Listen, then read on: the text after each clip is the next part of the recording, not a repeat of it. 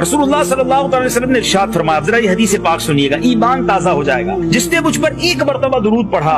اللہ عز و جل اس پر 10 رحمتیں نازل فرمائے۔ میرے آقا فرماتے ہیں جس نے مجھ پر 10 بار درود پاک پڑھا اللہ تعالیٰ اس پر 100 رحمتیں نازل فرمائے گا، جس نے مجھ پر 100 بار درود پاک پڑھا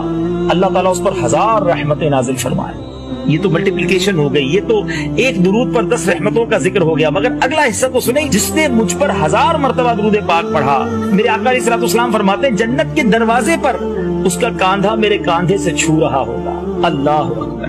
ہم میں سے کون امتی ہے جو نہیں چاہتا کہ پیارے آقا کے پیچھے پیچھے نبی پاک کے ساتھ جنت میں داخلہ مل جائے؟ مگر یہاں کرم نوازی تو دیکھیے، ہم تو یہ جانتے ہیں سمجھتے ہیں سعادت ہے ہمارے لیے کہ بس آقا کے پیچھے پیچھے چلے جائیں جنت میں،